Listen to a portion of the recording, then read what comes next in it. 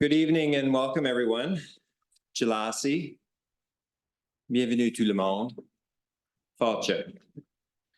My name is Dr. Richard Eisner. I'm the interim director of the Mulroney Institute of Government. It's my pleasure to welcome you all this evening to our distinguished lecture series. And welcome to everybody that's joining us online for tonight's event.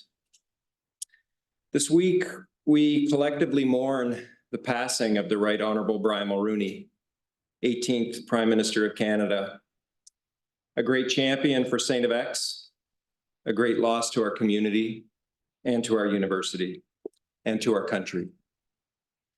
I would ask that we observe a minute of silence in honor of Mr. Mulroney.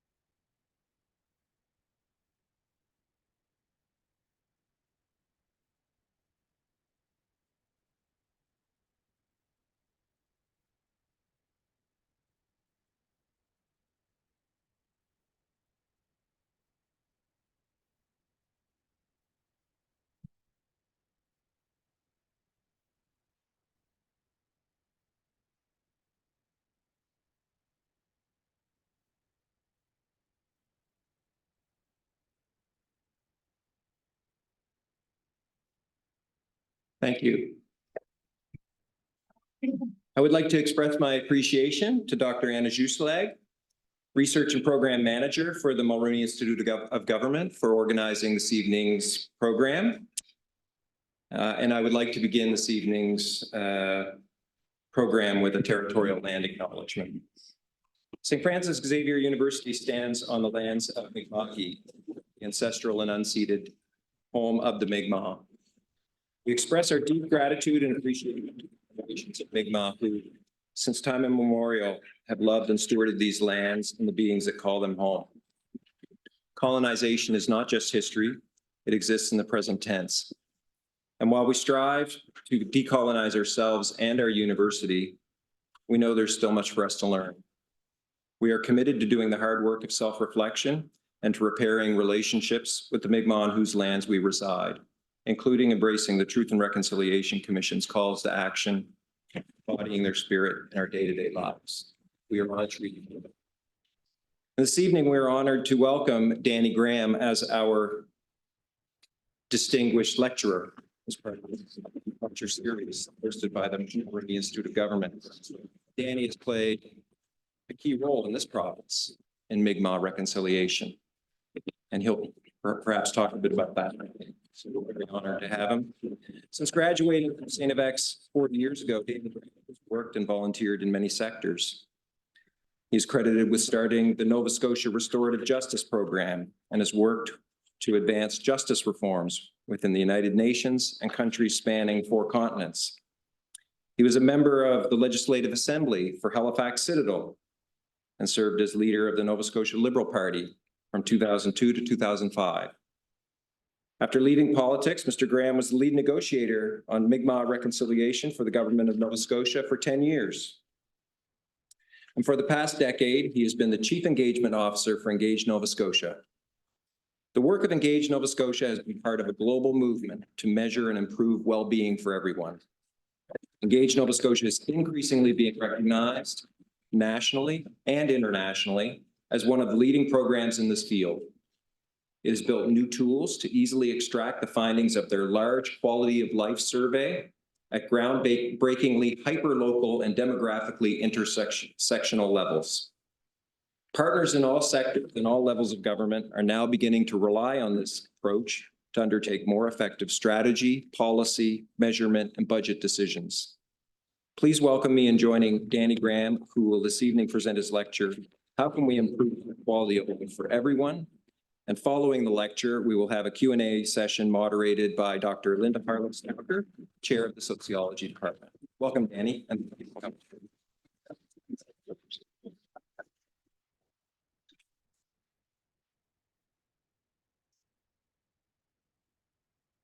not even started, and I need Jim's help with my tech. There you go, knocking things up.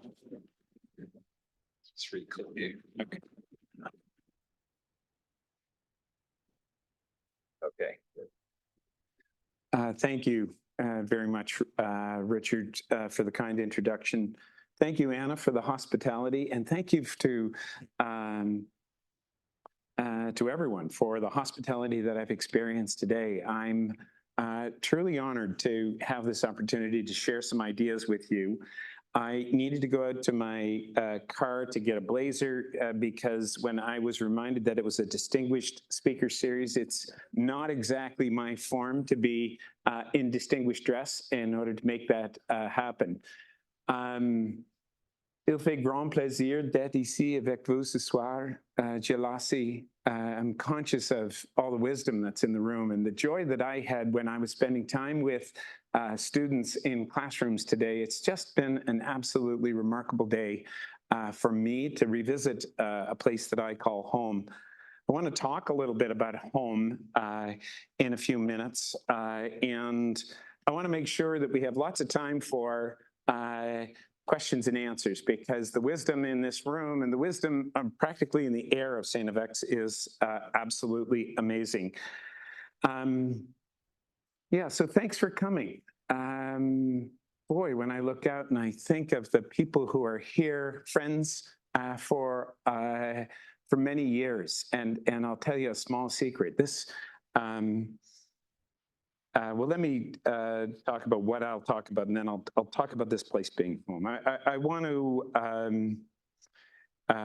recognize Mr. Mulroney myself for a few moments. I want to give you a feel conceptually about some thoughts that I have related to public policy and success in a society. And then lastly, I want to make show you some practical steps in the way that our small organization is beginning to advance a new approach to improving quality of life underlined for everyone, with a long way to go from there.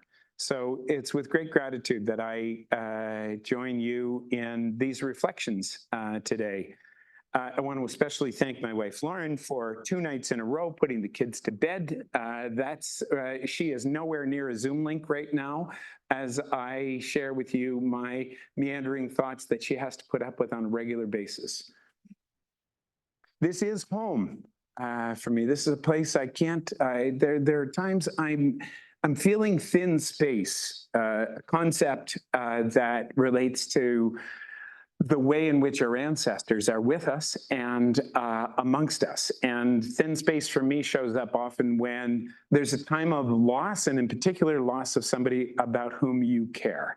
I'm thinking of this place as home at many different levels. And for some of you, Paul Fraser, who was one of my very first friends on Church Street when I was 4 years old, is here. And I'm thinking of my brother who went through here, and my dad, and my mom who grew up on the east end of town, and my grandfather who went here some time ago. So I'm a bit like a country music song or a beer commercial when it comes to StFX and this community. You know, like my grandfather drank it, my father drank it, my kids, my older adult sons really drank it.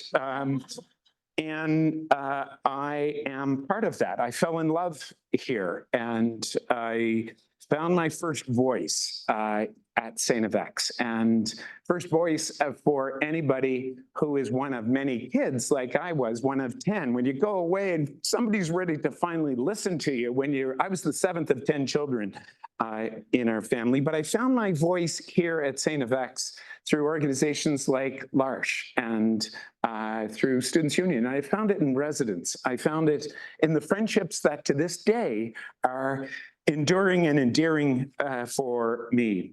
And as I was thinking about my remarks for today, I was struck by how often my voice has actually changed over the years of me being me, if you could.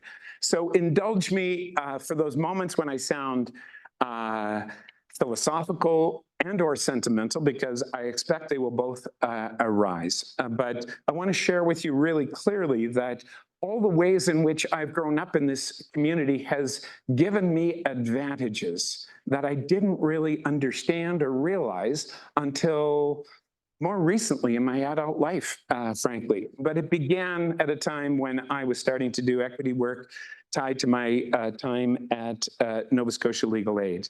But let me say as emphatically as I can that what you're getting is the March 6th, 2024 version of my voice, which is on a learning journey. A learning journey connected to me as the son of settlers who have been here and who have spent time in what they thought to be the best interest and with the best information they have to forge a better society. And the society that we've created in this particular region of this particular country in this world has been exceptional. I'll demonstrate that when I move to some of the more practical things that I know about in terms of the work that I have been up to. The last time I was invited to speak publicly at StFX, it was about 15 years ago. And as I was thinking about what I might say today, I realized even 15 years ago, when I was speaking at the X-ring ceremony, I wouldn't have thought many of the things that I'm going to share with you tonight. I wouldn't have certainly said many of the things that I'm going to share with you. Hopefully they are interesting and provocative enough to give you a sense of both how much our voices and our perspectives continue to hopefully evolve and change, and the degree to which the world has fundamentally changed in the last 15 months. The last 15 years seems like a lifetime ago. I want to be invited back in 15 years. I just want you to know, to sort of, and you'll get a whole different version of me in 2039 when perhaps my 3-year-old and 5-year-old would have the good fortune of coming to StFX, and it might be to an empty class or just them strapped to a chair saying, here's what I think now. But that's my, what you're getting. I think it's tricky to speak and frankly to lecture because it's such a moving learning process, and I hope that some of what I share with you reflects my ongoing learning and questions and curiosity about what's really going on. What hasn't changed for me, however, are my values. They've been forged in this community and on this campus. The seeds of those values were planted long before I was born. I was asked by a young student named Oscar today about the potential connection between the work that Engage Nova Scotia, an organization that my friend Adam Rogers is a part of as our board member, and the work that Moses Cody and Jimmy Tompkins and others had done. And I didn't give him a very good answer, I don't think, because I would really hesitate to be even expressed in the same, our work to be expressed in the same breath as it relates to Engage. But I could clearly see the huge impact that it had on me through my parents and my extended family. It is absolutely massive, the influence that the leadership that comes from the Extension Department and Cody and StFX and all the work around our community has brought to me and many others. And I think it was just as big an influence on the Right Honorable Brian Mulroney. There's an expression that Peter Drucker coined. He was a business guru, and he said, culture eats strategy for breakfast. And it made me think about what it was like for Mr. Mulroney to come to our campus in the 1950s and experience what we have here, experience what was being expressed through the leaders of the time. Dr. Cody, Dr. Tompkins, and I could list them for a long period of time. The nuns, the priests, the community leaders who were looking to drop rant, let down the rant for sons and daughters of farmers and fishermen, and in his case, electricians, to sort of make the world better. For those of us who knew Brian, he was like a Gretzky when it came to reading a situation. I've never seen anybody, particularly in politics, who read the play as well as he did. And it was sort of the superpower that Wayne Gretzky's often considered to have had in the hockey game. Brian knew where the puck was going and what to do, not from an opportunistic perspective, but he did it because he knew what the right thing was going to be. And that was forged from values and a commitment that were extensively connected to this particular institution of StFX.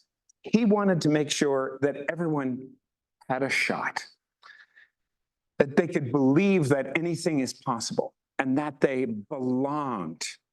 Belonging is at the heart and soul of what this institution is about, and it's about what he expressed. I've listened to Dr. Haken speak eloquently about this notion of belonging. And I'm just so excited that the university and the administration is on this page, especially about what's needed for young people in this day and age, about a place to belong. It is the secret sauce of this institution, of this community, and it's the secret sauce to successful societies wherever you go.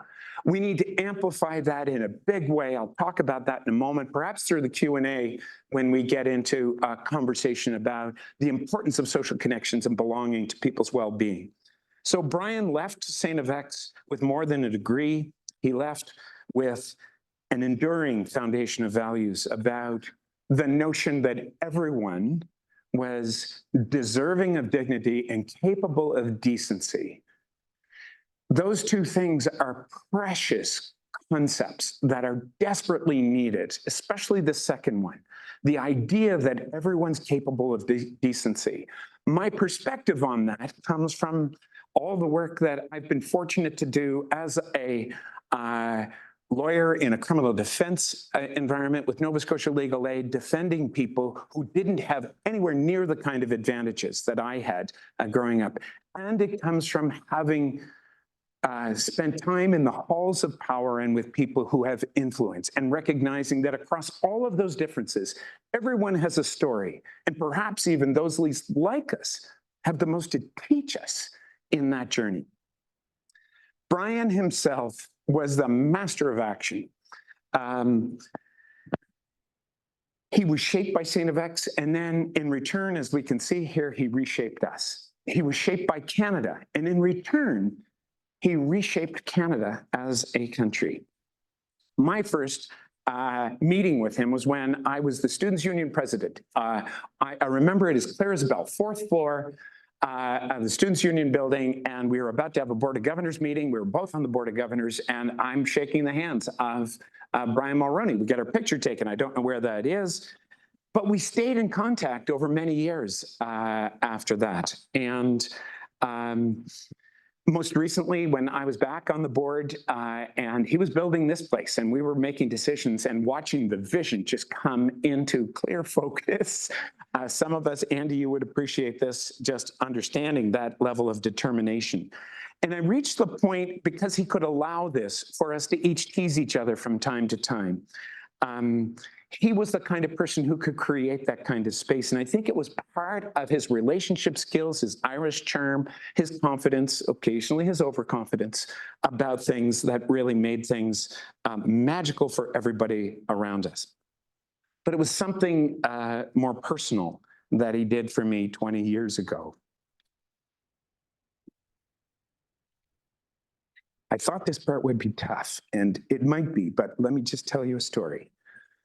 When I was in public life 20 years ago, my wife, Sheila, became sick. And we were trying to sort of navigate some really tricky situations. And the turn of her cancer became quite a challenge and required us to imagine who are the best people in the world who could possibly find a solution for her. My phone rings, and it's Brian. He's in Singapore. He's just heard. And he says to me in a Brian voice, he said, I got you. I've got this friend. His name is George H.W. Bush, and he happens to be the chair of the MD Anderson Center in Houston. It's got the leading cancer specialists in the world. I can have you there tomorrow. And I said, thanks very much. Not sure whether we'll need this, but I really appreciate it, Brian. We continued to have a conversation, and it went on and on. A few months later, we actually needed that help, and he put me in touch with former President Bush's office, and they provided us with all the things we needed to go when we went to Houston. And we arrived at the center, and every specialist that we were about to see was just lined up and ready to help in any way that they could. Things didn't turn out the way that we had hoped they would through all of the efforts that we made, and Sheila passed in 2006. But in those simple gestures, as he has done with countless people, Brian gave my whole family the peace of mind that we had done everything we could. A simple act that is consistent with everything that he has continued to do, big and small, about trying to make a difference in people's life. And for months after that, several months, he and I were on regular calls about what my career is going to look like now that I needed to leave politics. And as he would say, you need to earn a buck. I could tell you stories that went on. None of them are always flattering for each of us about what those conversations actually started to look like. If there's time later, I won't answer any questions, but I'm happy to tell you about his description of a club. Anyway, I've tried lots of things in my career, and I can't tell you how fortunate I feel about this really unusual thing. I couldn't have imagined when I left StFX that it would have taken so many twists and turns to sort of have the career, in quotes, that I had. I've done big corporate. First step that I took was to work with the Sobey family in a middle stream momentum something, and it was at the headquarters just down the hall from everybody who was named Sobey. And I thought, this is it. And then that shoe actually didn't fit. So I went to law school, and then I did corporate law, and I thought, I'm going to play it safe, and success looks something like this in my life. And that shoe didn't fit either. And then I took what was the most important professional decision of my life. People thought that I was committing professional hara-kiri. And I went to Nova Scotia Legal Aid to work with people who I really didn't know. And I came to meet communities of people that I had no idea existed in my life. They existed in Sydney, they existed in Antigonish, and they existed all throughout the Halifax area where I was working at the time. That eventually led me on a journey to begin the Nova Scotia Restorative Justice Program, because the criminal justice system as it relates to accountability is largely totally messed up, still is. And that also led to work in international development and, as has been mentioned, Mi'kmaq rights reconciliation kind of work, where I learned profoundly from communities of people who were way ahead of the way in which we were imagining successful societies. Now, along the way, I did take that stop in the public life of politics. And it was for the period between 2002 and 2005 that, frankly, having voted less often for the party that was wooing me, I ran for the leadership of the Nova Scotia Liberal Party. I think that's the most public time I've ever quite said that. I was successful. And I became the leader in 2002. And I was a bit of a policy wonk as it relates to people in political office at the time. And I thought, well, this is it. All the things that I want to do for my clients and through restorative justice and trying to level the playing field would be possible if only I was the Premier of Nova Scotia. And there's lots to say about what, was that you laughing, Monica? So that was the illusion that I had. And I thought that I actually had the answers until I started to consider, what does a party platform look like? And now I was all in and believed I had a magnificent team, from candidates to all the ways in which I had a support team around me. But ultimately, the vision for Nova Scotia fell to my hand and my pen to essentially draft a platform that would shape the direction of the province going forward. Now, that may scare you to hear that that's kind of how it happened back then. It may relieve you to know that we didn't win the election, in fact. But what I want to point to, and which is really foundational to the central core of why I'm bringing this talk and I'm doing this work right now to you, is that it involved guesswork. I was I knew what the problems were, but I really had no idea what the solutions to society's woes were. I could recite to you all the different issues that existed, but I really didn't know how they intersected, or what to start with, or where to invest the money. At the time, believe it or not, the affordability of healthcare was the #1 public policy priority. And we were spending half what we spend now in inflation-adjusted dollars on healthcare. So what are we up to in the efforts that all parties are making and have made? This isn't present tense, this is just over time, in trying to imagine the ways in which we can provide lasting solutions to the students who are in this institution right now, to make sure that they are having the opportunity to thrive. And I think about the people who are younger at the time when I was in public policy. So, on the eve of that election, I started to feel a sense of worry that the things that I knew in my heart of hearts needed to be done probably weren't going to be accomplished, not because of anybody's bad faith, but just because of our general lack of awareness about what's really going on in homes and families and the behaviors and experiences of Nova Scotians.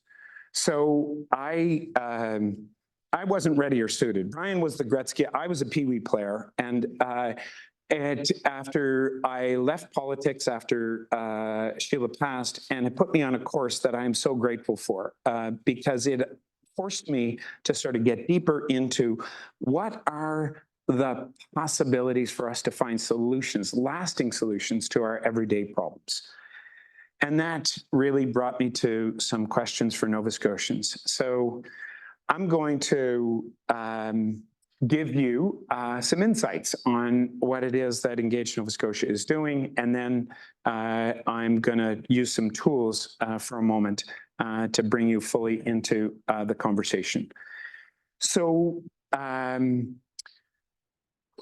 how should we measure a society's success? This was a question we've asked on 3 occasions of Nova Scotians. For the first time, we asked it in 2015, and we gave them 2 options on a scale of 1 to 10. Answer 1, by improvements in our quality of life. Answer 2, by growing the economy. And you'll see quite markedly, even back in 2015, the answers that Nova Scotians give us, measured by the 7 to 10, showed a surprising and striking notion that quality of life, in fact, was a North Star that we need to be aiming towards. The challenge was, everyone thought that we couldn't measure quality of life. And so because we measured economic growth, it became the proxy for how society was generally doing. Now, I think we should first cut ourselves some slack for believing that, but move with some urgency to the limitations that that brings to the successful society that we have. We should now know better that that alone is not going to make us successful. So since the Second World War, for democratic free markets, it's marked how strikingly better countries that moved towards open markets did on well-being measures like life expectancy, disease remediation, life satisfaction, really strong indicators that were suggesting this is working. But we grooved ourselves into a belief that that's the only thing we needed to stoke was economic growth, and it's going to be good for everyone. We know now that indeed that's not the case. And we need to know better, what's the balance between these two? I think it's unwise for us to see these as dichotomous or competing with each other. There's much more nuance in a vibrant economy that we want, but one that serves the interests of everyone in our society. There's some really interesting literature out there and some fabulous speakers about it. If you haven't, there's a relatively conservative writer from the UK named Martin Wolf who wrote a book called The Crisis of Democratic Capitalism, who owned a lot of his perspectives in this really interesting book about, this is what I kind of got wrong, and I'm writing this for my grandchildren. He's in his 80s, because I want to make sure that we live in a society that's more equitable. Lots of interesting solutions. Michael McCain of the McCain family is writing about the fundamental, the need for a new charter on capitalism. And he starts with questions about challenging the primacy of shareholders in the way in which we are imagining how businesses actually operate.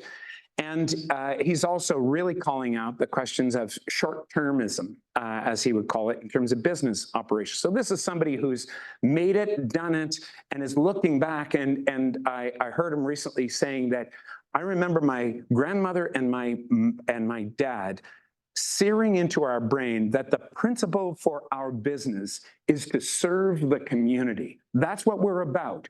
And there are a number of stakeholders that need to be understood in us making that happen.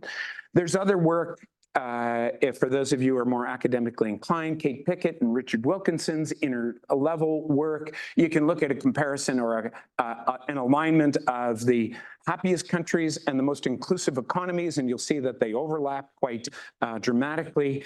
And so there's I want to own a mistake that I made, and that is this notion as maritimers that we often use that said, rising tides lift all boats.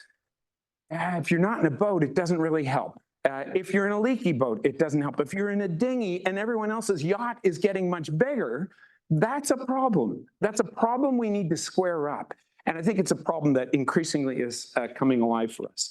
I think there's leadership that will come from Indigenous communities all across North America and beyond that invite us into questions about how is it that we can imagine the collective good that comes from this? How can we be in relationship to Mother Earth that is on fire when all of this is happening in order to actually live in a place of harmony more fully?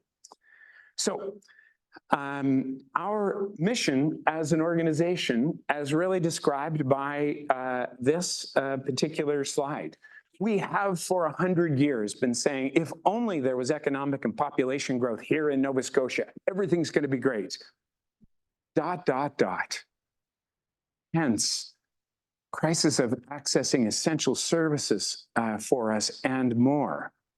In part, and this is not a knock on anyone, we've all done it, I would have been doing it, because we didn't address what's the less seen stories in our communities about the quality of life for everyone in our community. This is the metaphor that has been enduring for us for a long period of time, and this is the mission statement for our small nonprofit Engage Nova Scotia, to change the approach to improving quality of life for everyone. Now, very quickly, as some of you will remember, in 2019, we undertook this really ambitious undertaking in collaboration with the University of Waterloo and the Canadian Index of Wellbeing to do a survey. Happy to talk about how the survey was done. That created an enormous data set because we received almost 13,000 responses from Nova Scotians to 230 questions. And it's been weighted by age, sex, and region. It's the largest single data set of its type that's perhaps ever been created in Canada or beyond as a single data set. And it was successful because we had support from every region of the province, every level of government, and all sectors. And I want to particularly thank and note StFX and the Extension Department's support for what we were doing back in the day, along with the municipalities that are local to us as well. It is a data set that geographically was groundbreaking. It gives us data to look at that 861 responses in the Antigonish-Guysborough area. That level of data has never been available in this region of the province at any other time. And you're going to see how we get still more granular in this. So it's the data is not just, as StatsCan says, it's not just an inch wide and a mile deep, or an inch deep and a mile wide. It's a mile in all directions. And when you ask 3 pages of questions about how old are you, how many children, what are the ages of your children, what are the educations, what's your education level, we get additionally a third dimension that creates this massive sphere from which we can learn the stories about the quality of life of everybody in our province. Now, they're organized across, just note the general themes. In the black bar, we've got 3 pages of personal characteristic questions that we've asked, and then we've got the 8 domains of well-being. Some of them might surprise you, and some of the topic areas that might surprise you turn out to be the most important of those to people's well-being. Happy to talk about what are we missing in the public policy discourse that shows up in our data and research that's really important. And then, boy, we caught lightning in a bottle. There was a team of Brazilians who were for a short time at Dalhousie, and they started to work with us through a MyTax grant. And they're so brilliant, they've been recruited to one of the globally leading computer development, tool development, graphic design places in the world, in the Netherlands, but they're still with us. And they created the first tool that looks like this that I'm going to touch on in just a moment. I'll give you a quick demo on this tool because it's available, and I understand, Linda, that your class and others have used this to get there. I'm going to whiz through some of the tools in order to give you insights and get to the further part. Then I'm going to talk about what is in what we call the whiz bam boom internally. It's so exciting. At least I think it's really exciting. We'll talk about it. And then we're going to take a look at Antigonish-Guysborough, young adults, and educational attainment as priorities for us going forward. Okay, let me take a breath before I go to the tools, because the tools are energetically going to put you in a different place. Any observations or questions, or we're going to leave that, Linda, to the later stages? It's your topic.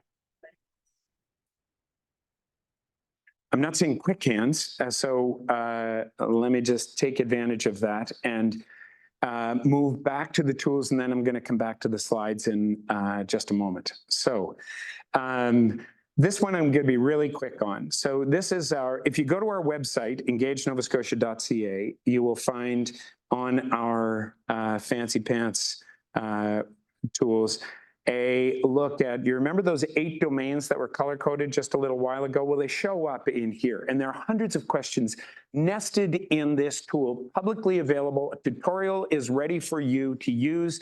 If you want to know all the stories in D2G, fascinating place, then you're going to be able to go in there and be wowed by the data set that we have. Just to give you a feel for this, I'll just give you the, and I'm going to go to the some of these community sense of community scores, and sense of belonging to community is one, since we've talked about belonging, that's important. And you'll see that with the use of this publicly available tool, we've got about 70 forward citation areas, postal codes, first 3 digits that exist on those. And I'm just going to go to a quick snapshot and show you that this tool will give you a sense of what was the question. The question was about sense of belonging to community. What were the answers, potential answers, from very strong sense to a very weak sense? And what was the range of people's answers? And they're right here between 3 and 6. So 6 represents a more positive answer, and 3 representing a more concerning answer. And so this gives us a feel for some really interesting things happening in B0H, Guysborough area, and of course in Antigonish and the Straight Western Cape Breton area in terms of how it nets out relative to the provincial average. Now, this tool is so cool. It can give you a sense. It can, first of all, zoom in, as you would have seen me doing. And if you wanted to get a feel on this question for what's going on in this particular region of the province, you can do something, and where do these lines end and begin? You can do map transparency to know where these lines different, and or you can do something that's called a lasso to say, I want to know the 4 counties kind of area. Bear with me. I think that was supposed to, just going to turn this off. Occasionally my fingers have a little shiver. Let me see if I can do this again. Lasso select, and you can circle these and say, okay, in these areas that I'm touching on, what can you possibly do to sort of understand non-urban areas, towns and counties, and so on and so forth, and give you strikingly new features. I don't know what just happened. All I'm doing in this situation is really making you aware that this tool exists. It was groundbreaking when we launched it, and it's our second most interesting tool. Let me go to the more interesting one, if you don't mind. And this, in the interest of time, we can get into what the findings are with respect to particular communities, but what I'm gonna do is share with you generally, what does Nova Scotia look like? And you're gonna get blasted with a massive information. And then I'm gonna say, what does Antigonish-Guysborough look like? And then within Antigonish-Guysborough, we're gonna break it out. Then we're gonna zoom back to something that I shared with Dr. Haken about the story of young adults recently, and then the importance of post-secondary education to the future of people's well-being in general. So that's the path that we're going to take with some clicks of these buttons. First, what's going on in Nova Scotia? We've got this whiz bam boom is organized alphabetically through these many drawers, hundreds of different data sets. These are alphabetically ordered that would touch on the story of people of African descent, both African Nova Scotian and other African descent, people by age, and then you'll just see the many ways, really interesting things that we were able to share in Dr. Wallace's class earlier today about the story of families and families being led by single parents that came up. In this data set, housing, neighborhoods, newcomers, poverty, rural, safety schools, seniors, town and county is a really cool one. But in the interest of time, I'm just going to give you the really big picture about what's going on generally in Nova Scotia. And so by region, and I was emphasizing in Dr. Dean's class earlier today with the students that we often say that geography matters, demography matters more. And I'm going to try to demonstrate that to you. But there is one geography that's of particular interest to us, and it happens to be this one. More on that in just a moment. So be prepared to be kind of overwhelmed on something. Ignore the font size just for a moment, because I'm just going to describe how this page sets up. This is how it sets up. And so here is the story. Just get that over with, if you don't mind. And it organizes, you'll remember those domains of well-being, community vitality, healthy populations, democratic engagement, and all the rest. They are color-coded in here across these colors. This is healthy populations in the blue, democratic engagement in the fuchsia. I don't know what to call these green colors, but one's environment, the other's leisure and culture, and that shouldn't happen. You know how messy I am on my laptop. Education, come back to that. Jobs and work, affordability of life, and then time adequacy. So when you look at this, these are organized across what StatCan has called the functional economic regions in all parts of Canada, and they broke it down into 11. We made it 10 regions of Nova Scotia. And you'll see Halifax Regional Municipality. We've gone further in Halifax about town, county, suburban, and so on. CBRM, Annapolis Valley, Antigonish-Guysborough. What's going on with the different colors there? Colchester, et cetera, et cetera.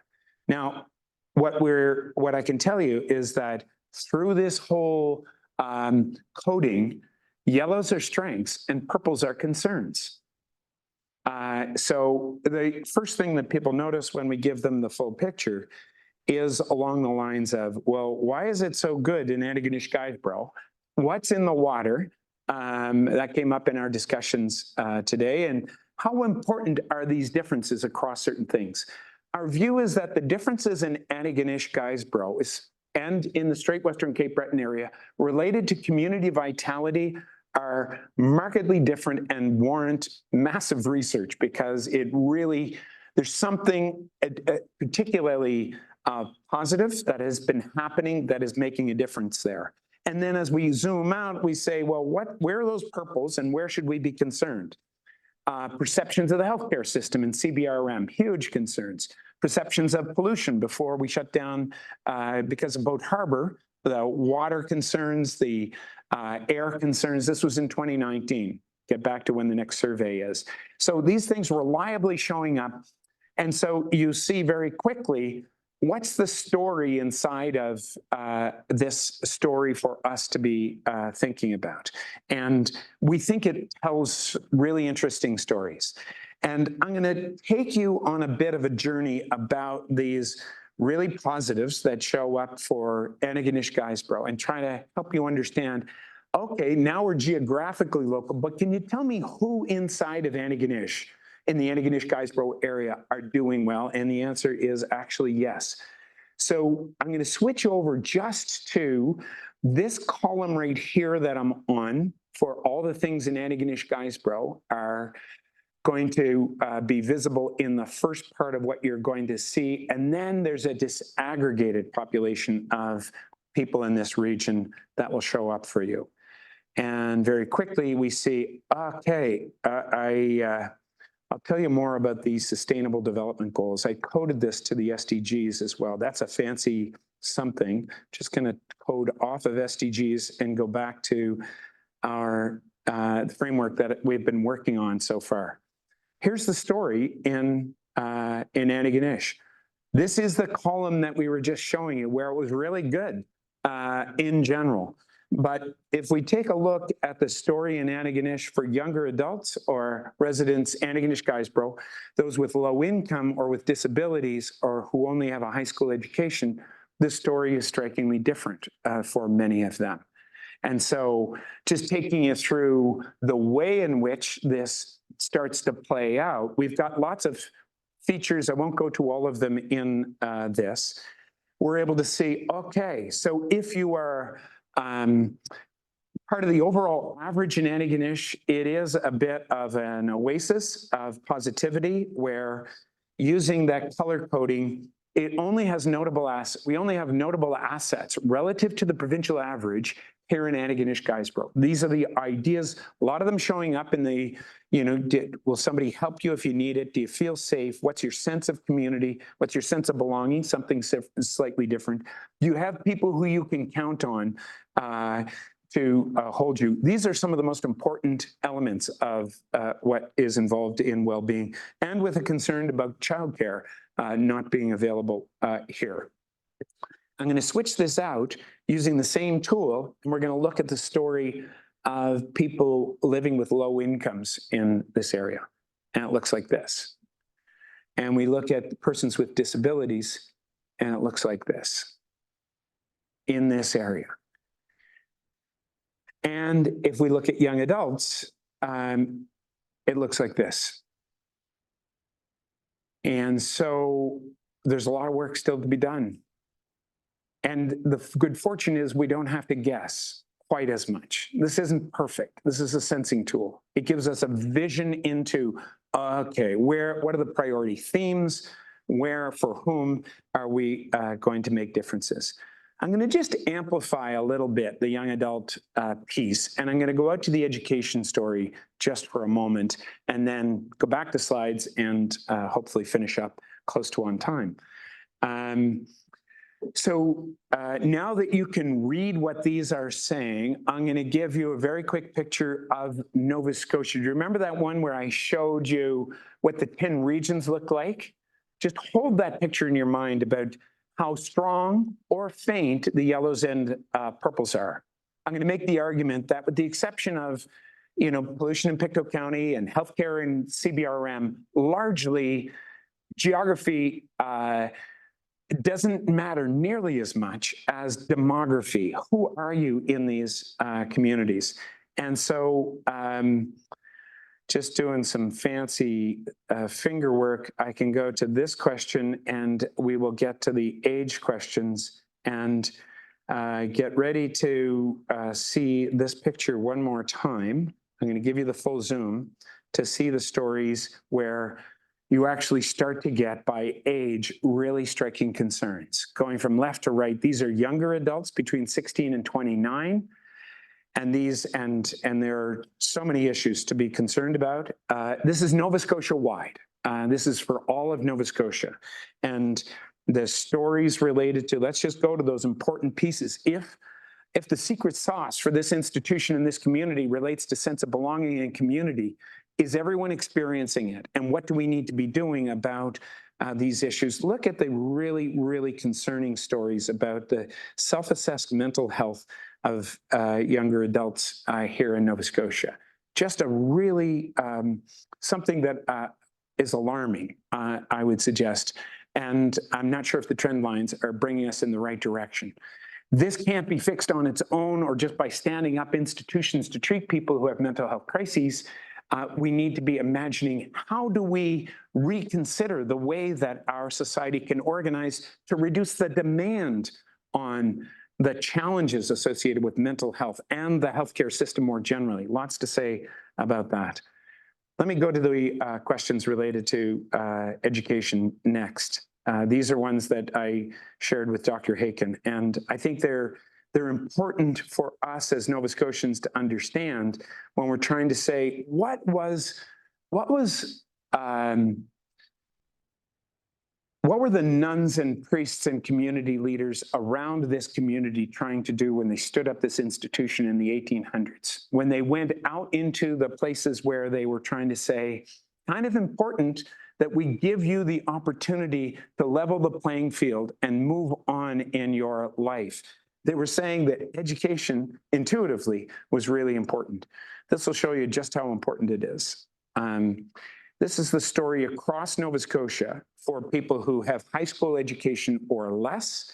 This is the story of people who have moved on, but perhaps have not had a university or graduate degree.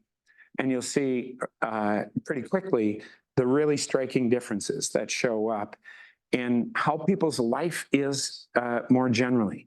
And if you look at these, go to the affordability questions. I'll give you a sample of what these questions are asking on, for example, the stories of, here are the questions that we've asked around these issues. Could you pay in the last year? Could you not pay your bills on time? Could you not pay your mortgage or rent? Did you eat less because there wasn't enough food or money for food? Did you use a local food bank? Could you purchase nutritious food? These are all questions laced in within the hundreds of questions that we've asked that give us a really striking distance that points to the importance of, amongst other things, a university education in order for us to enjoy the advantages in our society more generally. Let me go back to the slides and try to give you a use case that you might be saying, that's a lot. And how do you get people into the room to sort of slow down and think about this? I'm occasionally hungry to talk about the theories of change that are embedded in how we did this and not just where we've arrived at, because how we've done this is just as important as where we've arrived with these exciting tools. We do have these. I'm just going to give you a quick sense. So we speak largely in the well-being language, but what we've been able to do with those folks in the Netherlands is actually recode. So I'm just going to give you the same data set. If for those of you who are interested in the SDGs, and I know StFX has had an interest in the SDGs, we have the ability with the same set of data to go through the questions by using, so it's the same data set and questions, but they relate to no poverty, zero hunger. And we just recoded them, and we can speak about international to the member states of the UN who are committed to the United States, to the UN's 2030 agenda to close gaps for communities. And we're in fact in conversations with the UN through Canada's permanent mission to actually illustrate this for other countries about there is an approach that could accelerate your public policy spending and ultimately lead to massive improvements in the way that you do public policy. Back out to the slides and pick up where we left off and invite you to consider the following implications tied to this. So we've shown you this. We've given you a sense of this question, but there is a use case that grows from the work that we're doing with Cape Breton Regional Municipality that we find really exciting. The mayor and staff said, look, we're kind of still in setting our strategic vision around the same old 100-year priorities about growing the economy and population growth. I'm not suggesting those aren't important elements for us to be considered. But what she wanted us to do is do a workshop with councillors to invite them into an understanding that that might not serve everyone in your community. And so with the tools that you're already familiar with, we showed them that here's the story for older adults in CBRM. This is the story for younger adults in CBRM. This is the story of residents with household incomes under $40,000. This is the story of families being led by single parents in their backyard. This is the story of those living with disabilities.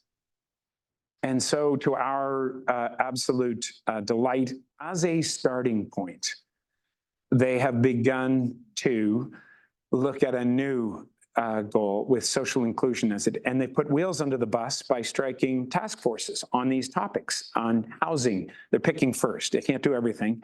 And access to recreation and transit as priorities. And later this month, we're going to be back in Sydney Mines with a group of young people in a 4-hour session with those task forces and with councillors. And they're going to speak in first voice about what their experiences of living on the margins is like from that experience. And I'll be doing a deeper dive on the data in a more accessible way for the councillors to sort of understand how this has implications for them. The testimonial from Mayor McDougall is really terrific. The bottom line is the one that really catches it, that this is one, back to, you know, the spray and pray. She hopes that through this, they're heading in a direction where no one will be left behind when making municipal decisions. That's really at the heart of this. So less guesswork. The implications for this are, these are words that have been shared with us by leads at Statistics Canada. You can do what we can't do because you can get hyper-local, you can get intersectional, you can do it nimbly as well. And it simply improves the accuracy and cost savings for any type of spending to make sure that that guesswork isn't done, because you've got a body of evidence, not unlike, if you can imagine it like radiation treatment that beams in to where exactly are the problems for whom and about what, then we can, with less effort, address more effectively the challenges in while we plan, budget, and measure for the future. We have a new survey coming up. We're all excited about that. And we, of course, would hope and want for StFX and others to be on board with a high priority for reaching underrepresented and marginalized communities in this work. The tools are already built, so we're going to be quicker in getting the timely access to this out after the 2025. So that's scheduled for April to June of next year. I'm going to skip past these connected relationships. I mentioned I've already dropped the name of the UN and George Bush, so I'm going to stop going through that stuff and just let you know. Helpful for everyone to know that social development goals are SDGs, and that's a worldwide effort to cluster some of the same well-being initiatives. There's a much smaller number, and so not everybody would have gotten the accurate. My apologies. and this slide actually is related to the connections. So these are the 17 Sustainable Development Goals created globally by the United Nations. Lots of intersections that you can see with our work, which is kind of banded in the middle of this work. And now that we've got tools that help them mine it, it really lights us up in terms of the interest, especially after the next survey, that we can, and the relevance of our work at a wider level. Let me close with this, just one last slide. And I don't want to overstate this, but there's, was created through the Department of Finance in 2021. And it was in the budget of 2021. That's not well known. And I'm not even sure how much Justice is amplifying it, but this is the framework for Canada's quality of life framework. And if any of you, if most of you are saying, I didn't know that existed, it's because it's a well-kept secret, and it's not. We're trying to sort of get the federal government to put a little more energy behind the potential for this happening. There was a hot discussion. I'll keep the confidences about the conversations that I was invited into about whether prosperity should be in the middle or whether quality of life should be in the middle of this flower-shaped something.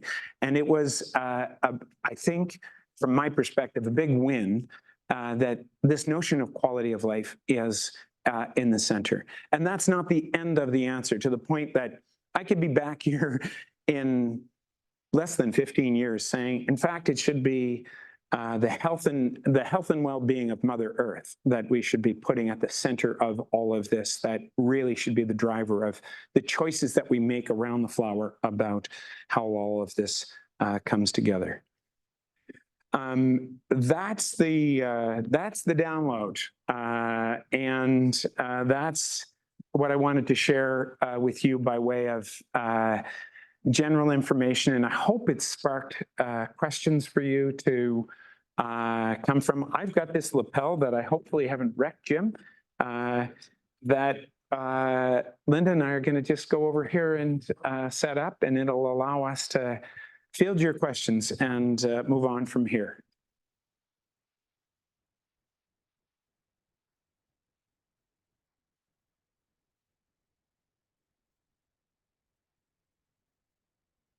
All right, so thank you very much, Danny. Yeah, you're such a wealth of knowledge of the local and the international. So lucky to have you here to share this with us this evening.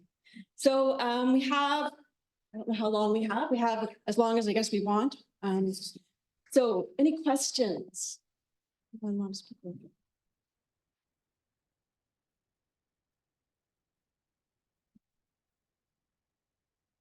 Thank you. I'm impressed by the amount of data available, and I think it's very useful.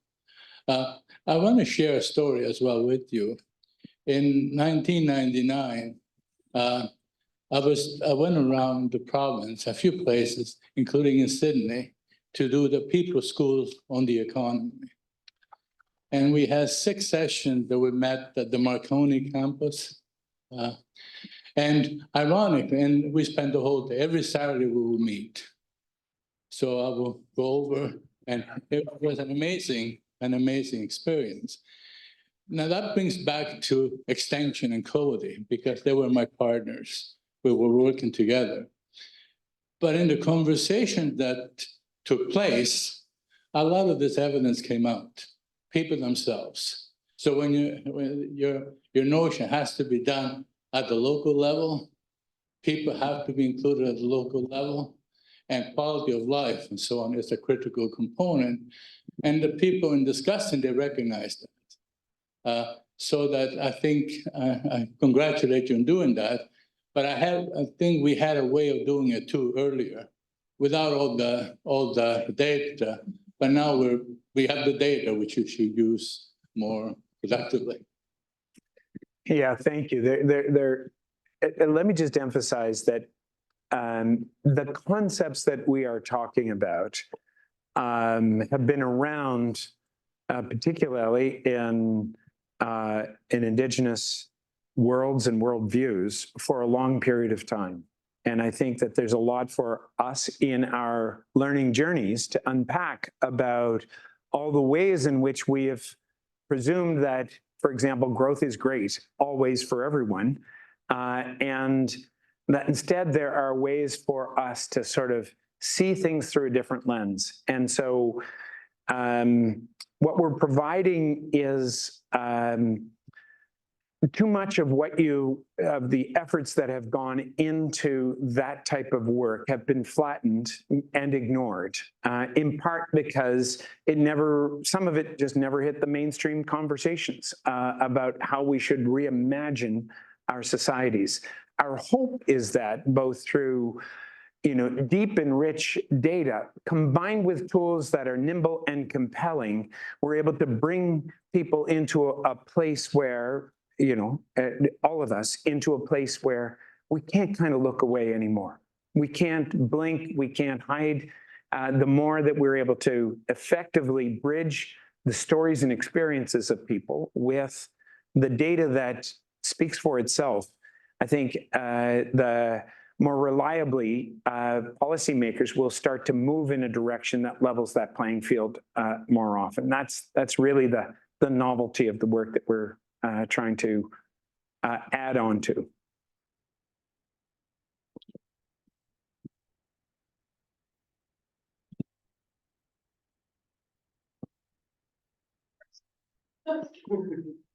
I'm Connie Clement. When the Canadian Index for Wellbeing was being started, the hope was very much that we would reach a point where the news every day would tell us the economic change and the social well-being change. And how do you shift? I think a lot of the story that you just told us today was about the tools and the data.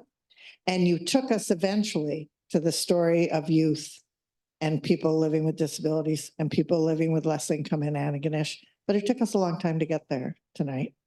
So how do we popularize that sense that we shift the broad popular view that the kind of data, because this is remarkable data, it's amazing. I don't want to discredit it. I think it's the best in the country and at the top of what is available in the world, and what Engage Nova Scotia has done to collect that data and be able to put it into tools is remarkable, and it is leading edge. But we're still not getting that popular story out there to shift how we think about what matters to society. Thanks. I'll provide a reflection on that, if you don't mind. And our relationship with the Canadian Index of Wellbeing is like this. We are really tight, trusted partners who have learned from each other along the path. And the exchange that we had in the early stages with the CIW was one that departed from the preference that they have of saying in graph form, GDP is growing at this rate, but well-being is growing at this rate. There are, from our perspective, it oversimplifies. It's a reductivist kind of approach in both measures. And we need to be looking at it at a more nuanced and profoundly local and intersectional level in order to be successful. And that's what we've done that the CIW hasn't yet been able to get to. And again, we're in deep partnership. We're going to the next survey in a year's time. So that's really important. I have been encouraging, and so that whoever will listen to me at the federal and international levels to do the kind of 1 to 10 measurements that we did, which cracked it open for us. It gave us that chart with the graphs that show that the economic growth relative to quality of life was a game changer. It gave us the social license to walk confidently into rooms across all sectors and all regions and say, this is what Nova Scotians are saying. And the federal government took that advice, but in a really isolated way. In August of 2020, they asked one of our 2 questions and got the same result about scale of 1 to 10, successful society, quality of life, and they got the same result for nationally. I would be surprised if it wasn't the same. They were too tepid to ask the parallel question about economic growth for lots of entrenched reasons that aren't political, but they relate to the mindset that exists in bureaucracies. There was a really interesting, if I could just build on this a little bit. There was an interesting piece that Andrew Coyne wrote in the Globe and Mail last week about we're in a crisis because GDP per capita is going in the wrong direction for Canada. And I've got a lot of respect for Andrew's mind and the way that he approaches things and his attempts to be rigorous. But he was asking too much an out-of-date question and not sufficiently about, okay, if we're looking at GDP per capita, can we just ask for whom at the end of that? And if we look at GDP per capita for whom, and we get to household incomes for the households that actually aren't enjoying the advantages of GDP growth and more equitably create a distribution, then we're in a profoundly new place from my perspective. So we're getting there on some of it. I think the polling that just opens people's eyes to say, oh, really? And one more bridge. This is going to sound slightly philosophical, but this might sound like it's really complex and elaborate.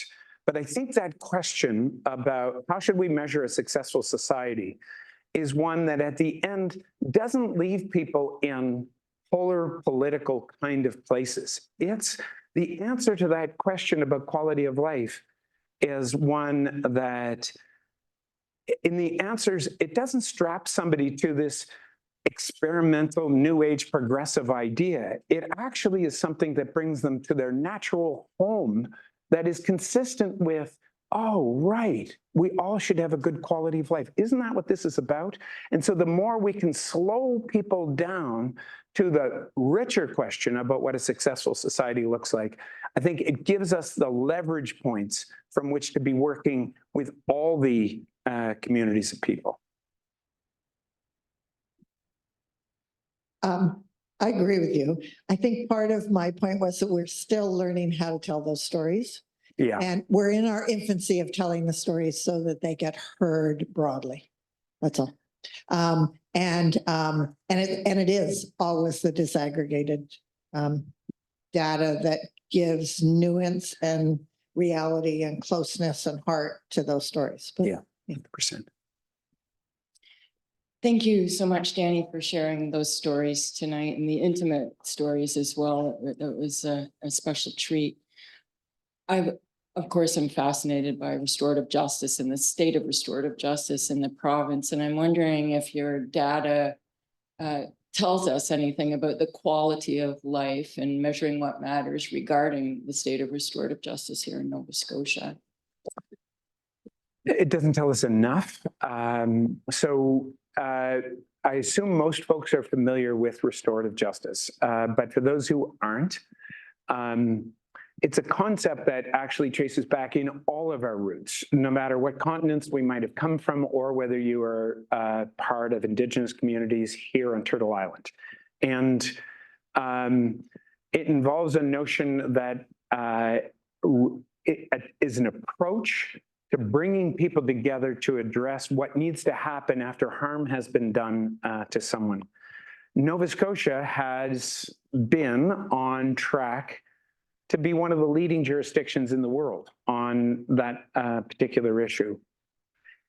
And the intersection between the work that shows up in restorative justice and our work is that ultimately it is about relationships.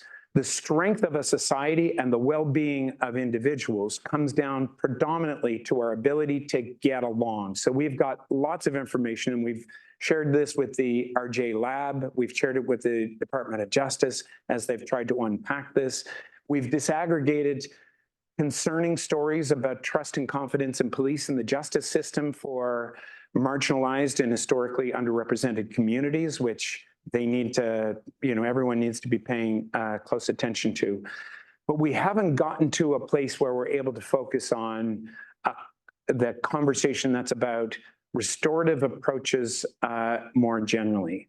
So there are different nodes of what's happening. You'd be familiar with the government parts, the community parts, and the restorative lab that's running through Dalhousie. It feels like the seas are choppy, but I'm not close enough to it to say how that's going to transpire. And then there's MLSN, Mi'kmaq Legal Services Network out of Escosoni, and others that are doing additional and deep work from an entirely Mi'kmaq perspective that I'm less connected to these days. Is there a measure of access to justice more generally? There is not. There is confidence in court and justice, and there's confidence in police that are two predominant questions. Access to justice, make a note. We're looking I at think that coming the back. provincial Department of Justice would be very interested in that if that's their platform for the last 10 years. Yes, yeah, no, 100%. Thanks. Questions?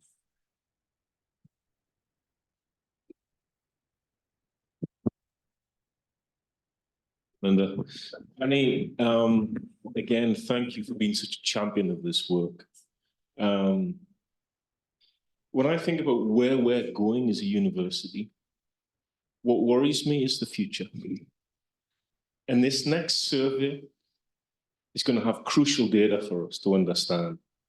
The fact that young people are adversely affected, their quality of life is not where it should be, is a real concern. And in post-secondary right now, accessibility is a real problem. When I look at affordability, tied to accessibility and other social factors, and the lack of supports that we're able to sort of bring to campus to bear on the lives of young people, I'm concerned. There has to be a real effort to get this next data set in and into the eyes of those that are making public policy decisions.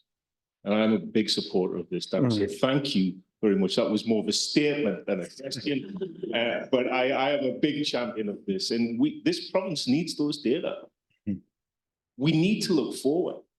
And without the young people having an ability to flourish, I'm worried. I'm completely worried about where we're going to end up.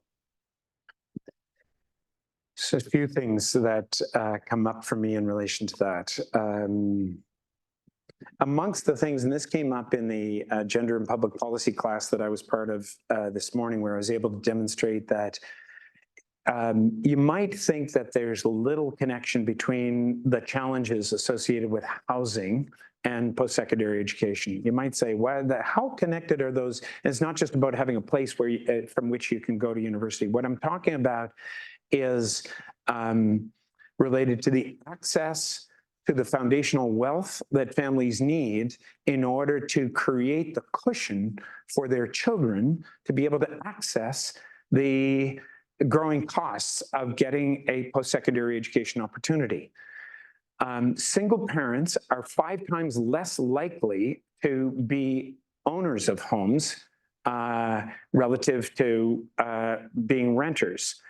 Perpetually through generations, we have, they are predominantly women, and their ability to get a handle on the first rung of the ladder, let alone have their kids climb that ladder, is impeded because we've got a system related to, housing and housing policy that just doesn't, or post-secondary education that just doesn't sufficiently allow for that door to be open for the ramp to come down. And the problem becomes more excruciating by generation over generation.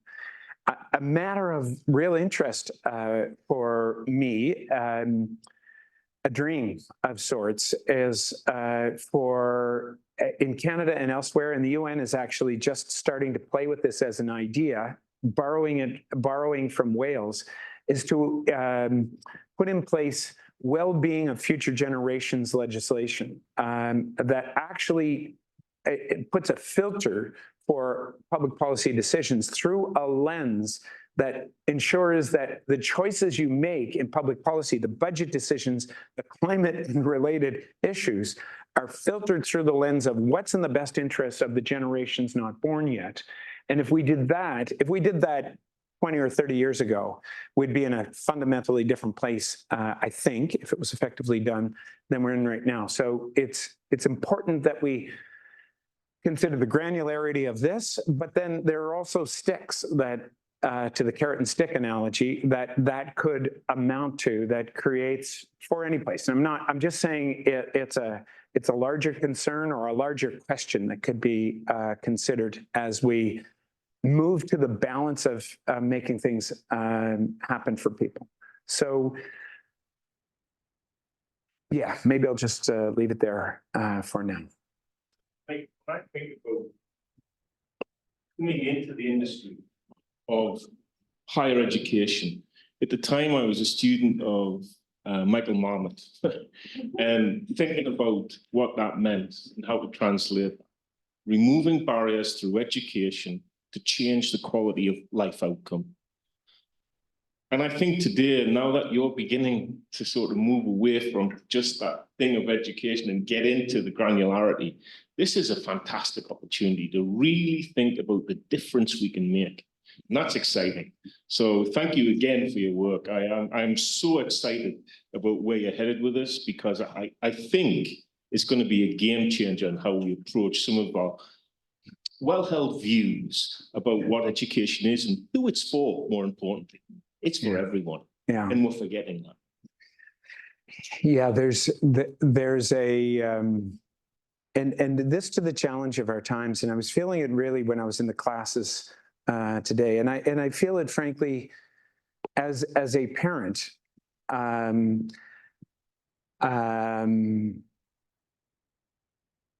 was just teasing a little bit about the reference to Lauren putting our little boys to bed right now. But what she knows is that hopefully there's more work that we do that goes upstream to identify what was missing. The lives that my younger sons will be going through relative to even what my older sons who've come through StFX have had is going to be dramatically different. And in order to get in front of those issues, we need to be in a place of not just improving or rethinking within the current paradigms. We need to be in a place of reimagining what a successful society looks like and really anchoring ourselves to core questions that is neither left nor right, not progressive nor conservative. What I showed you here is that this can create massive savings to the public coffers if we do it over time well. It's still metaphorically, it's not, this is going to sound proud, but I'll own it. This isn't a faster horse and buggy. This is a new generation of something that we can do. And it might feel like that whiz bam boom is password protected because it'll feel like a Maserati if somebody gets on it and they don't know exactly how the aggregations are working. So we're standing up a knowledge extraction hub to support our partners in doing this. But it's only a Model T Ford. It's only the beginning of that next generation. And just imagine how much more effectively we could be doing this. And it relates to work that's happening right here. I see Professor McGilvery here. Megan has been the #1 academic with whom we have worked across all faculties in all universities in Nova Scotia to animate the potential of what this can happen. So it's the depth of the work combined with the big picture and then the local granularity that we hope will begin to make this a super exciting something. So.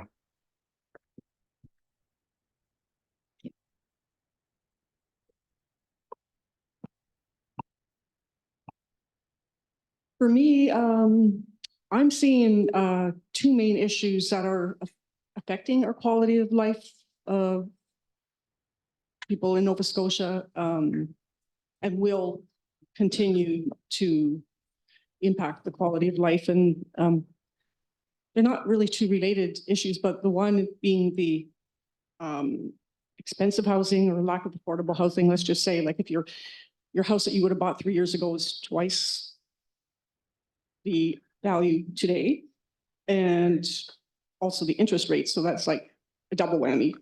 And it's really hard. And I think the result is going to be the erosion of the middle class, which is already happening. And they, you know, if you're looking at the questions that you had put to people, can I afford these bills? Can I afford the mortgage? Can I afford nutritious foods? You know, the only thing that allows people to say, I can, is simply a line of credit. But eventually that's no longer there. And so I see a kind of a big, not really sure, implosion or whatever it is, it's not sustainable. So for me, the solution is because you probably can't reverse the cost of houses, but you could put a lot more government funds and money into groups, nonprofits that can create co-op housing, things like that. And in a way, that's kind of nice. I think co-op housing should really come into the fore now, because that's also something that creates community and all levels of incomes and backgrounds of people. So I really think that that's something missing in Nova Scotia. And unfortunately, the government got out of public housing, I think in the 70s. So that really needs to come back, because that's really going to be the only way for life to be sustainable. And the second part, I don't know why I'm so nervous, because maybe I should have done jumping jacks or something. I'm not really a public speaker, but second issue, it's a lot more important to some people than it is to others. But the what's happening with resource extraction and corporations in Nova Scotia, where over the last 10 years that I've lived here, I've really just been seeing a real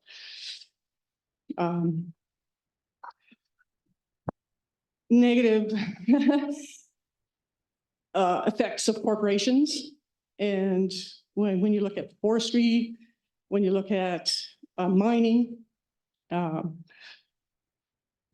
all these things, the pulp, the biomass going to power plants, all these things result in actually an impoverishing of people, and not the corporations, but corporations get all the, basically the resources.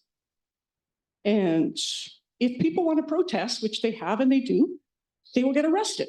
They'll get put in jail, which is the strangest thing to me. And not only that, it's public lands, it's crown lands that so many of these corporations are just making a killing off of. But yet you can't go and protest. No, they'll just file an injunction or apply for one, and then next thing you know, you're being arrested. So what I see is just people's quality of life will be deteriorated just because of lack of agency. You're demoralized. You can't even speak up for, well, if they decide to poison your lake with arsenic from gold mining or whatever, that's too bad.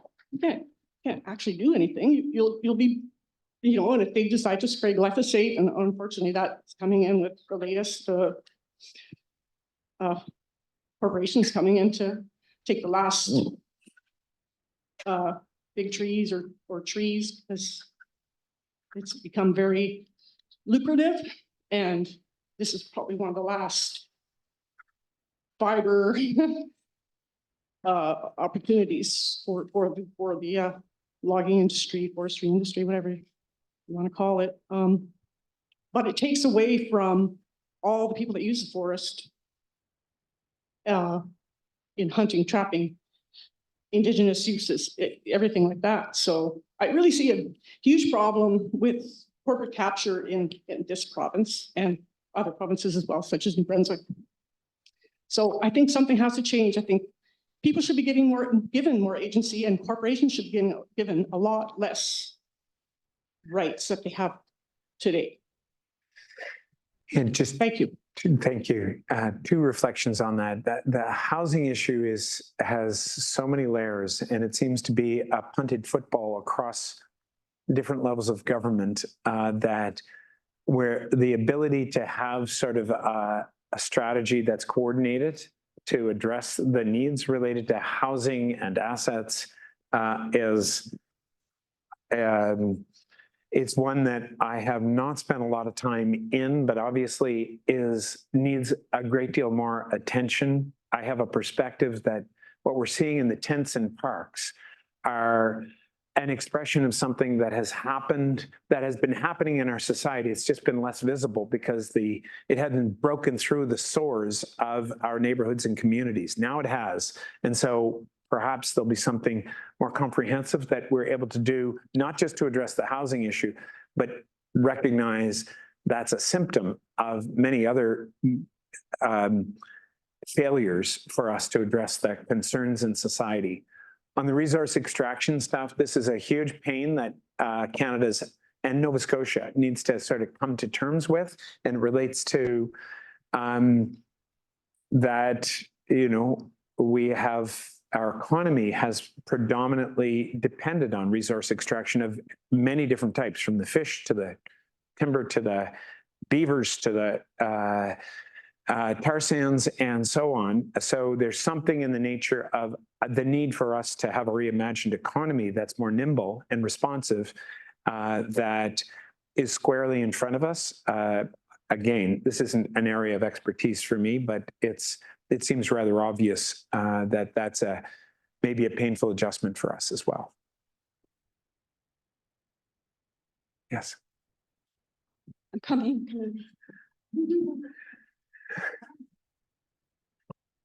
Keep you nimble. Thank you very much for this presentation this evening. My name is Donna Marie, and I have two questions. And one is to go into the design for the next survey, which I understand is coming out in 25. Yeah. The questions that you are gathering, or the way you're putting the survey together, from where are you getting the source of those questions? Yeah. So the Canadian Index of Wellbeing survey was built as a result of consultations over 3 years that were done nationally by subject specialists and First Voice, convening Canadians through the Atkinson Foundation years ago on what are the ways in which we are understanding well-being, and what questions can we ask to ensure that we have a more penetrating look at what are the reasons for people's high, low, or whatever well-being.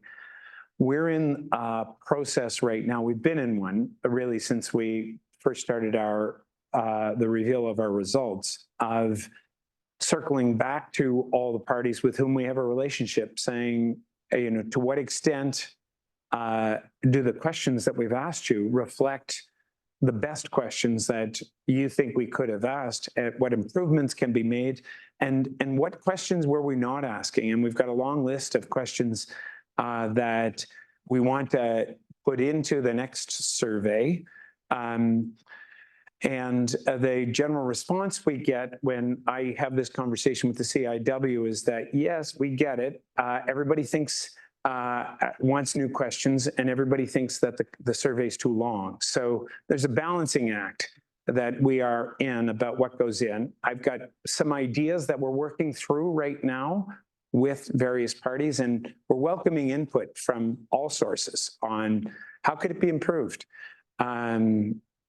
So happy to take it offside if there are specific questions that you feel we should be, or themes that we should be working on that aren't currently in the survey. Right, the second question, and I wouldn't mind if I could just premise it a bit before I ask the question. Yeah. If statistics are correct, and that North America, Canada, United States is the highest countries of prescription per patient in the world, and we are in a situation that I think definitely needs a paradigm shift. And we speak of restorative justice, and I think about restorative health. And I see the demise of many, many people. I mean, let's give context. Thank you for high technology, and thank you for the wonders of drugs. At the same time, there are a lot of people's quality of life is it's diminishing and desperate. And I know there's a prescribing program that is available to us in Nova Scotia, I guess, and perhaps the rest of Canada. But I think for me, this is the biggest elephant in the room. And I'd really like to have that addressed head on. And I think it's going to make a quality of life so much better economically, hope, connecting community, supportive measures that would be really sound, I think. And I've lived in Germany a couple of years. I've been at BC for the last 20. I've returned to Nova Scotia to support a family member, and I've just seen a demise in a very short time of very well. So it's really close to home for me. And I feel like enough is enough. Yeah, thanks for that. We have some questions, but they're not quite on the mark. They're about substance use and substance use of family members and that sort of thing. But we think that's an area we might be able to improve our questions on generally. Prescriptions, happy to understand more than I do right now on that. We have one question here and then I'll be right. Hi, first I want to thank you, Mr. Graham, for what you shared tonight. The talk was really kind of inspirational, kind of thoughts of the future, how we can address the future, and also the data. I believe it's very important. That being said, though, I was wondering if connected to your first question, is there any question on the viability of the data, or kind of, I guess more specifically, do people know their own stories? You know, through the data, we see kind of people sharing based on their own understanding of their own lives, but do people know their own stories? Is there any questioning of the data? I want to make sure that I understand the last part. Do they know their own stories as a result of our being in relationship and we share it with them and they say, yeah, that makes sense to us? Or are you asking to what extent are they able to sort of speak to the questions that are Yes. Existing? Most of the questions are that we imperfectly try to ensure that the level of education that's required, we put that through a filter on the last survey, did workshops with people of different educations. Is this understandable? Is this readable? And most of it does turn out to be, we didn't have extensive complaints and concerns, but it's something we're paying attention to. And I'll give you one that actually is quite alive for me, and I'm delighted that it looks like we're going to get some pathways to getting support for this. We do a really imperfect job of assembling, of connecting with, building understanding and trust with people with intellectual disabilities and developmental delays and people on the autism spectrum, even, for example. And so we're trying to figure out how can we build pathways with supports to more simplified versions of the survey that gives us critical information that wouldn't otherwise be available because it's written in English and French, and they wouldn't be able to read it on their own. So there's something in the nature of what we're trying to do, especially for those communities that is hopefully will bring this alive. It's going to be the first of its type sort of attempt in the next effort. And I want to just say, I think I can say it now, but the Medavie Blue Cross Foundation was the one who recently signaled to us, we think that's important enough that we will help support a position at Engage to do the outreach to communities of people with disabilities to make that a reality. TBD on how successful we are. Thank you. So we have one more question here and then we have a question online. Yeah. Hi, Dan. Great evening. I appreciate what you're doing. And my question might be a tag on to the young man in the back. I'm really curious, as a lifelong learner of and follower of media and policy, public policy and politics. The concern I have is the breakdown of local media and the trend towards right-wing media, and actually the trend towards, if you look in the South, a very holistic approach through, it started with the judicial system, it's going into the educational system.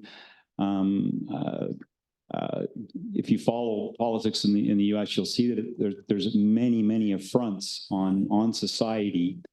And I think what, coming from the corporate world, I look at what you're presenting and I say, how do we fix it, right? How do we get to a good quality of life? How do we change public policy to make that happen? And what I see is, especially amongst the young people, my son is an educator in high school, and I've worked with him a lot in coaching and so on. And so I've been around young people for a lot of my life outside of my corporate job in volunteering, and the misinformation is another big concern, and the lack of facts and the deliberate lying and so on as it leads to public policy is a concern I have. Is it a concern you have at all? And if so, how do you ask the questions? I think that's what you were maybe you were trying to get at, is how would they know how to answer the questions if they don't know their own situations? I'll give a couple of examples. So other people's perceptions of what society should be, i.e. banning books in schools or in public libraries, or changing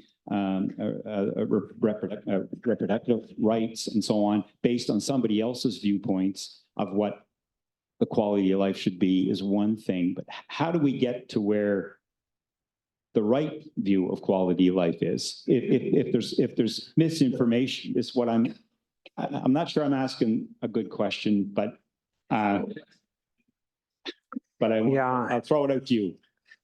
So this is I think I mentioned at one point that just as important as where we've arrived at and what we're capable of doing is nested this notion of how have we done it. Anybody who follows the news would know, for example, that the council that we're working with in Cape Breton region isn't entirely united on issues across the political spectrum, but they are united on these particular fronts.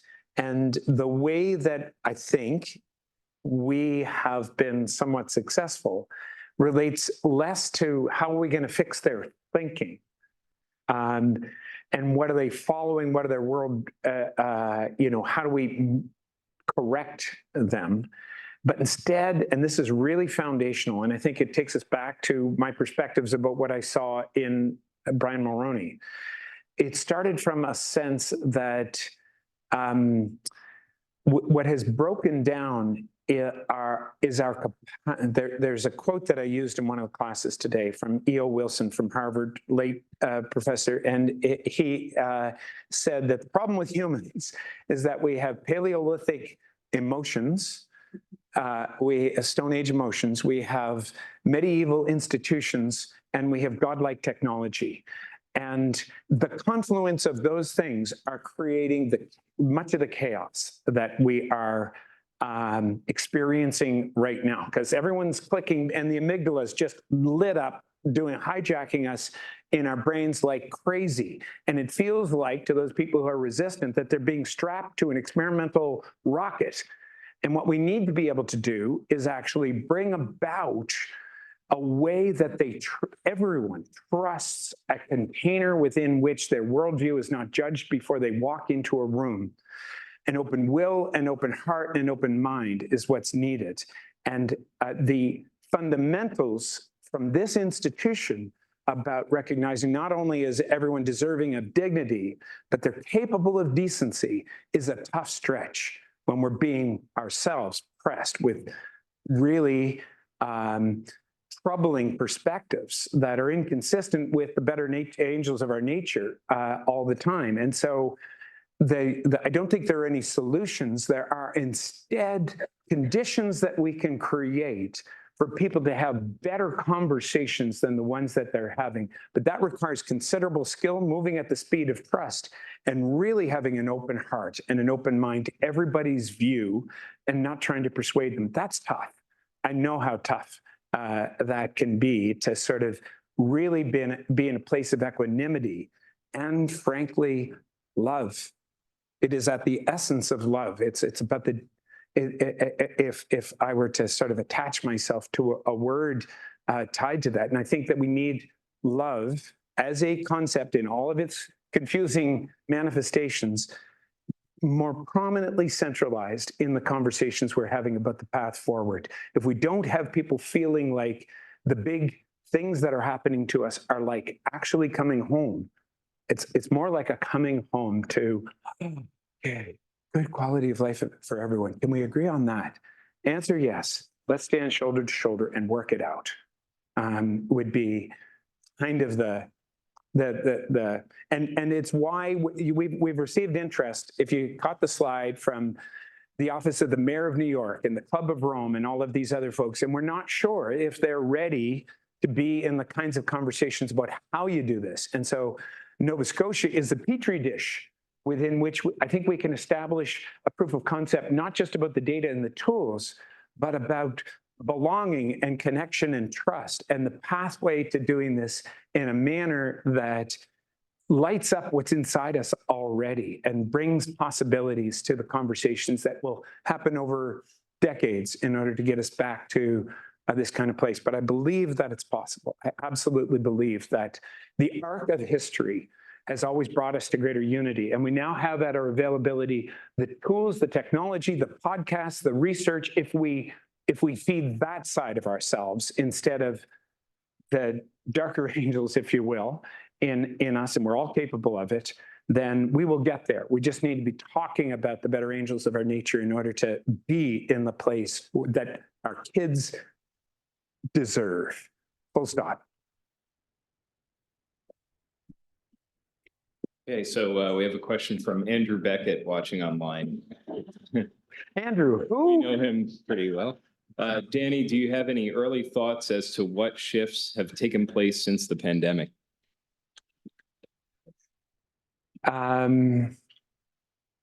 There has been this. We aren't yet tracking that, but we know that federally and in other places they are tracking.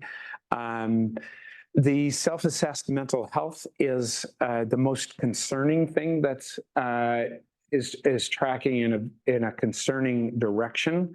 It's tied to experiences of loneliness that people are having.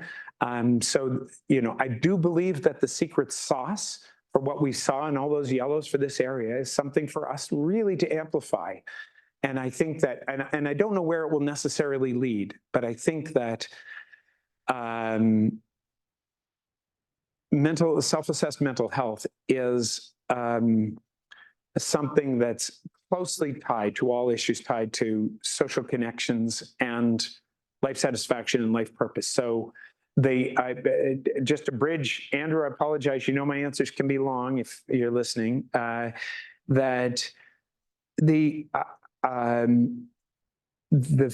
I said this to Dr. Eisner earlier today, that when you're standing up your new health institute, I think it's important to go deep on the purpose that you're trying to get your arms around, that fosters the deep intentions that are in the seeds and the roots that are uniquely found in this particular part of the world. And I have questions, and even one of my closest colleagues, who's a public health physician, a renowned, I'll name her, Adam knows her well, Dr. Gaynor Watson-Creed would say that that public health is the 800-pound gorilla around in the well-being conversation. And when they get a hold of something, it's in the clinical kind of mindset, all good, well-researched stuff, but it doesn't and hasn't up until now gotten its arms around well-being, which incorporates experiences of discrimination, social connections, loneliness, and these other things. Just recently, the WHO has started to go in that direction. They had a chance to do it about 10 years ago and they blew it. Frankly, but through Dr. Vivek Murthy, the Surgeon General in the US, there's a doubling back. So we really need to pay attention to, if we're standing up public health kind of concept for an institution, to incorporate social determinants of well-being and not just health, or it's going to be a pathologized kind of notion of fixing people as opposed to addressing how a society creates the conditions for well-being for everyone. Noted. Sorry, that's the second time you've heard me on that today. Any other questions? Oh, you already had one standing before. I'm just kidding. Yeah, just one comment. Who will be this is one wonderful stuff.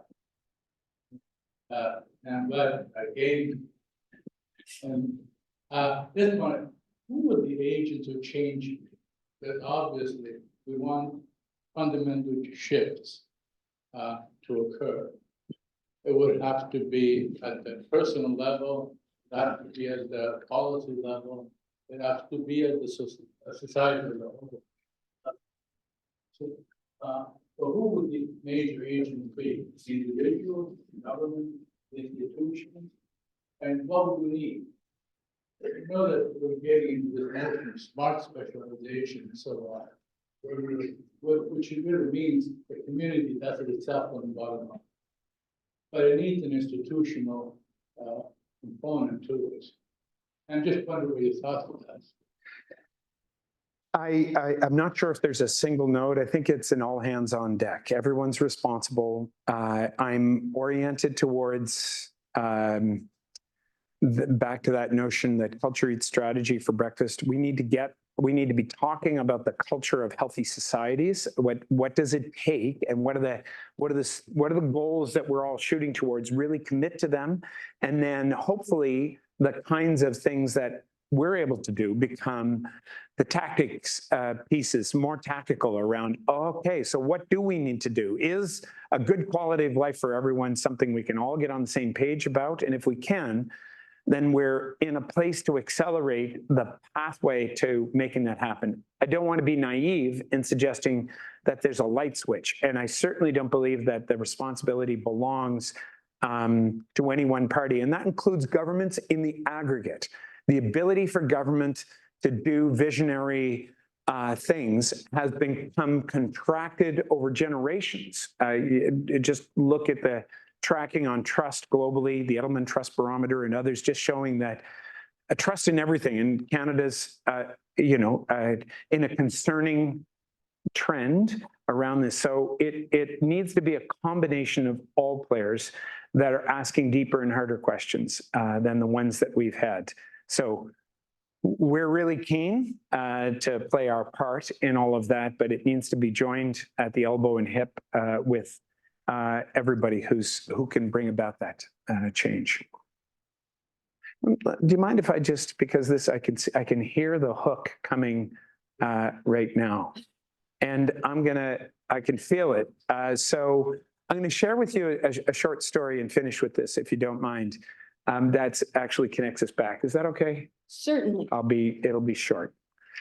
And it relates to, as I mentioned, I was so wet behind the ears when I asked Nova Scotians that I wanted to be their leader 20 plus years ago.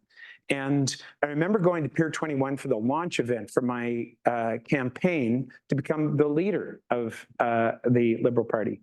And the night before I was to give my speech, knowing that there's going to be a huge media scrum and that sort of thing, my team finally got my speech, and in it there was a poem, and the poem was from an author unknown, and it was about change. And my really skillful campaign manager came to me the next morning and said, "Buddy, we don't do poems in politics." And I said, "Really?" And he said, "No, that is not our game. You'll get laughed out of the room, et cetera, et cetera." And I had a wonderful generative run in my public life. There are very few regrets that I have.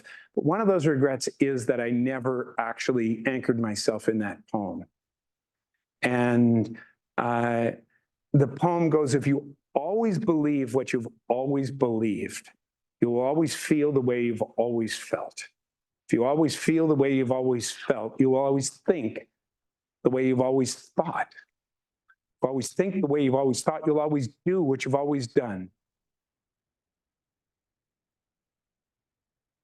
If there is no change, there is no change. And I'm sharing it now because 20 years is a long time, and we need more poetry in the public space, amongst other things. And I don't mean to pretend that I'm a poet, but I think that we should be speaking in terms that draws on something that comes from within us, and we'll all see each other with clearer eyes and bigger hearts than we've had up until now.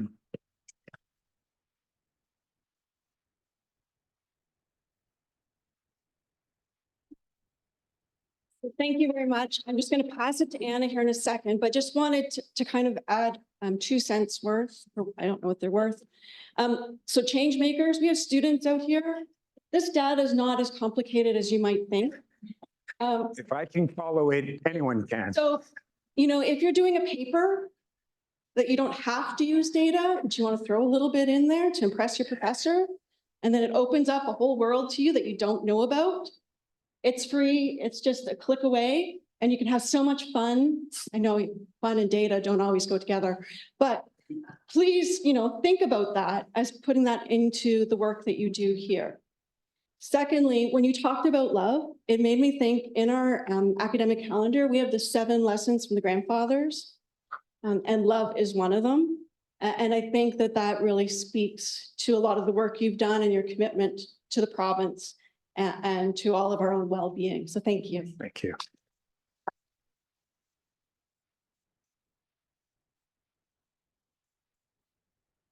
Hello, I am Dr. Anna Zuschlag. I'm the program research manager at the Mulroney Institute, and I wanted to also heap praise upon you, Danny. I have a list of politicians that I am glad did not win their election, and I'm going to add you to that because we wouldn't be here without that loss. And I was your shadow all day, and I saw the enthusiasm and the engagement in the classes today. And it's hard to get from students nowadays. Perhaps that's something to add to your questions. But I saw it, and they were really engaged, and we are so happy that it worked out that you could come and join us and share this with us. And I think this is a perspective that in policy studies we don't often get.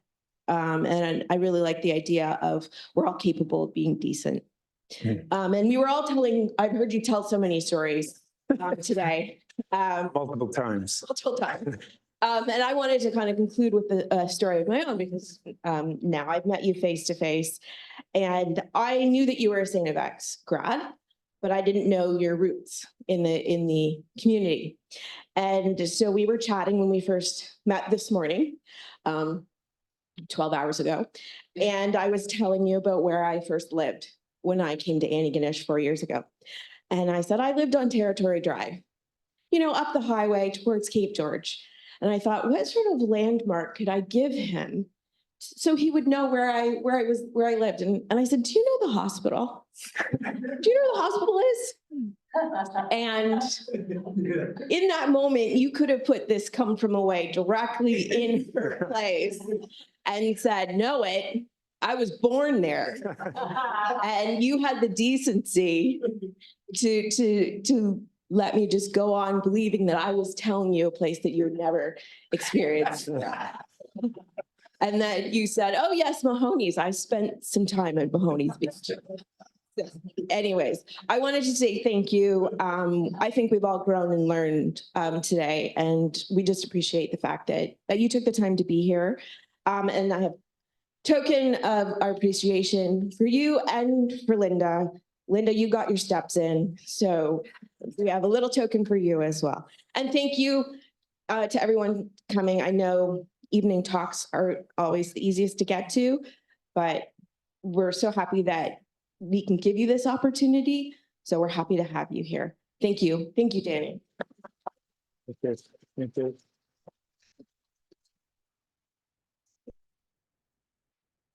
Thanks, Em. Thank you so much. Okay.